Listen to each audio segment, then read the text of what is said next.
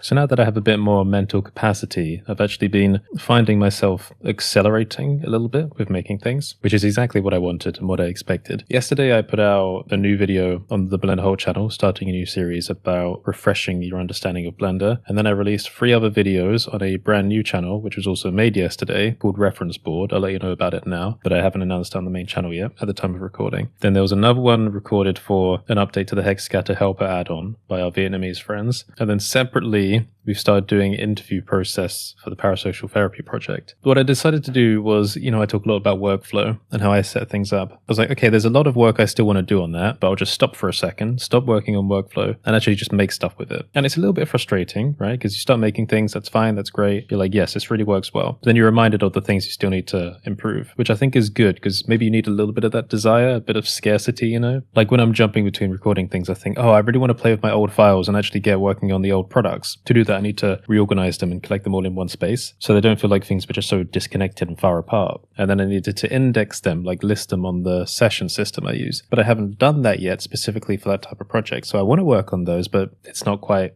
there yet. So I was doing like everything else instead, which is great. The Reference Board channel, by the way, is, if you've been watching like all of my main channel videos, you know that every now and again I do video game ones where we capture inspiration as we play through video games. And I've only done like a few of them. They were sort of experimental on the main channel just to see how people click with them. And it became quite apparent. And I kind of expected this as well. There's a very specific subset of the audience that really like it. And then most people don't click on it because it's not like what's usual for the channel. So it's like, that's the kind of perfect thing that should have its own space. So now it does. So the first few videos on there at the moment are sitting down, taking a look at references I've collected, discussing them. So they can be things from video games or from real life. There's one on Google Maps. We look at London. We talk about the implications of how spaces change over time as purposes change. Effectively like the supply and demand of a space, the requirements. And I show you a little secret as well, where if you kind of look from an aerial view at a very specific part of London, you can see how the modern day has its own set of pathways and roads and stuff. But if you look carefully, you can actually see the old Roman wall of London that's just slicing through the city. And it's a really interesting discussion about storytelling. So if you've been interested in those specific types of videos that I've done on the main channel, then Reference Board is definitely for you. And I'll just bring it up on the screen quickly to show you. So here it is. Just a cute little thing. That's my Destiny Ghost artwork I made a few years back. And the current reviews are from a couple of friends that I sent it to. So yeah, that's a fun little side project. As for Parasocial Therapy, so obviously that was put on hold a little bit because of all the medical stuff. Now we're getting back into it, but the interim time between now and when I originally wanted to kick off the channel has given me time to think about it, which is good because it's helped me to like refine the purpose in my mind for what the project should be. So it was originally going to be 4 general discussion videos and discussions with creators. Now it's refined a little bit. So it's a podcast type format. I'm the one doing all the talking. It's a combination of regular discussions, which are a bit more handcrafted, and interviews with people from all different walks of life, but done in a way where it's not a live interview. I throw them questions, they respond to them by text, and then I will read their answers. And what this format does is it gives people enough time to actually think about what they want to convey. There's one thing I don't really like in the modern day. I feel like the idea of debate has kind of become perverted, and even free speech for that matter. I had a discussion with a friend about this very recently, that, the intention of free speech is mostly to let people criticize government without being oppressed. But the idea of it has been perverted in a way so that free speech has now become a weapon to suppress people that need help. And I'm not really here for that. And I hate like the trend of podcasts now in the modern day where they're all like, oh, we need to get everyone's perspective for free speech, get all the hateful people on to talk about their opinions. And I'm like, nah, that's not humanist. That's not on the side of life. You know what I mean? Free speech is not the right term for what I believe in. So with that in mind, I'm not keen on letting everyone take part in the podcast. I'm more interested in the humanist, the calm, the side of life, the curious, the people trying to build things, the people wondering about the universe, that kind of thing. So naturally, it will have the collection of creators and business leaders, which is kind of why I wanted to get Autotroph, the Blender Market / Superhive people, to get involved in the early process for that. And I've also started getting some answers from creators. And then on the side of it, there are a couple of people that I have a lot of existentialist chats with. And we get pretty deep with it. Not in the kind of way that it's like, oh, 2 friends getting high in a bar or something, having a conversation about what life means. But more in the way of we're giving theoretical physics a run for its money kind of conversation, which has never really had a place like in any of the content and channels. So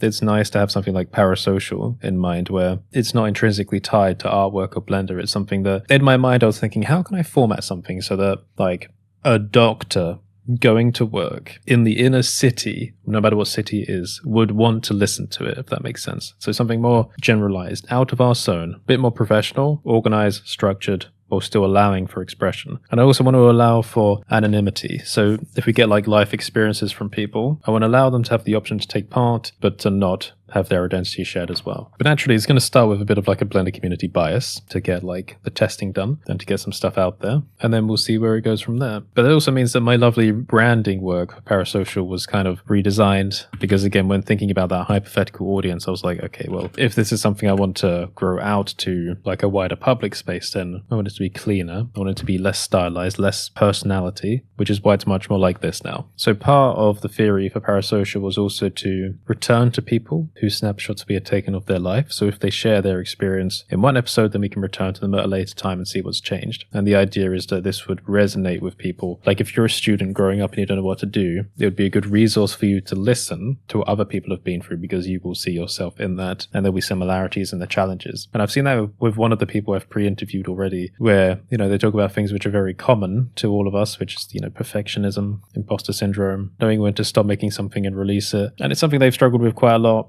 So as a part of the interview process, I asked them to talk to themselves in the future, basically, and try and come up with something to say to keep your future you on focus after having these revelations. And the irony of it is, I mean, I guess it's kind of by design. When I spoke to them about the interview process, they basically said it was like therapy, answering the questions. So it kind of works out. Now, for technical reasons, the podcast component of it, I do want to have the same name, but it might need to have a slightly different name depending on technical reasons, but I'll see how that goes. So one thing I need to do is extend an invitation to people to get them included in the interview process. I'm wondering whether to do it to my patrons as well, the ones which are signed up, like give them an invitation since they are patrons, except all those that left during the medical situation. No, I can't judge people for leaving, you know, it's a weird financial time. The way I've been doing the interviews, I mean, there's a few ways I can do it, but the way I have been doing it is I send someone a text question. There'll be 10 in total. Then they respond. Then I send another one, which may be adapted for how their response was. They respond by text again. So it's kind of like an email chain going back and forth until 10 questions are filled. It could be done where I send all 10 questions in one go and then they answer them in one go, which may be fine if it's someone that I haven't had interaction with before. But the problem is then you don't get to adapt to the questions for them. The alternative way is to do a few at a time. So send like 3 questions, they answer 3, then we build the next 3, send it to them, then they answer.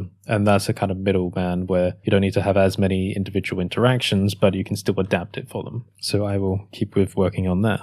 Another thing I've been struggling with a little bit when it comes to sharing myself online, in particular for this channel, is that there have so often been videos where I talk about something with a bit of passion, but then I delete them or I never release them just because there's too much personality in it. So there's actually one waiting, already uploaded for this channel about AI, but it's one of those ones where there's just a little bit too much in it. I think it's probably okay. It's probably fine. I mean, it's over edited to be kind of okay, but I don't know. You might have already watched it if I put it out. Maybe I haven't done it. Maybe I never will. But it gets me thinking about like policies for how to present subjects with a particular mood. Because ideally, I want to try and avoid like negative moods with talking about things, even if it's a subject that's interesting and holds positivity. If you're conveying it in a negative way, I just think it has a bit of a bad feeling to it. But you can't help it. Like when you're in the middle of an improvised session, if it's something you strongly believe in, then you're going to kind of convey that as you go. I try not to insult people too much on video either. I mean, I do that in my recordings and then I cut it out a little bit. So I over edit and I remove when things get a bit too insulting. But I also feel like that's kind of part of the natural process of the discussion as well. Some people do deserve to be insulted,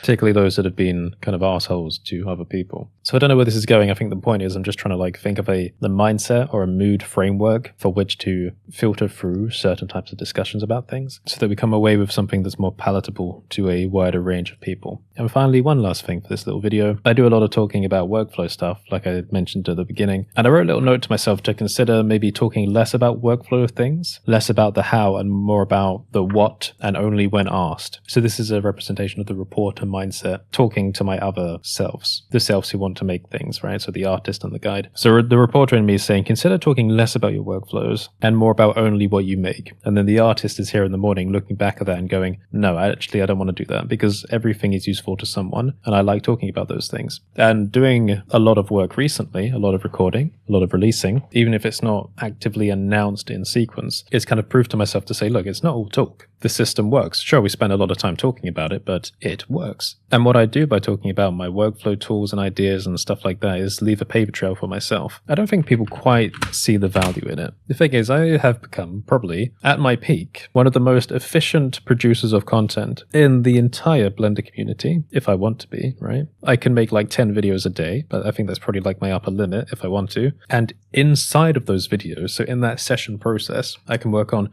several different add-ons and products. Again, that's the ideal. I don't actively do that yet, but I think I can. I know it's feasible. Like everything about it is telling me, yes, I can do that. There's just a little bit more process that needs to be fixed. Again, like having all the products and stuff in one place and merging that with the session flow. We know this works. And the thing is, I'm doing this all alone. I'm doing the amount of work that should take a team of people, but I'm doing it solo and efficiently while managing other problems, responsibilities, health issues, helping the family, and then in the future, later in the year, doing a degree as well. You know, I got a comment from someone on that main video channel where someone said, for sure you're smart, Curtis, but unless you're unusually hyper intelligent, assume the degree will take up all of your time. And I was thinking, that sounds like a challenge. Anyway, I'll ramble on forever if I don't end this. So yeah, thanks for watching. If you made it this far through the video, put a brain emoji in the comments so I can see if you did make it this far. Otherwise, have a great day, everyone, and I'll see you next time.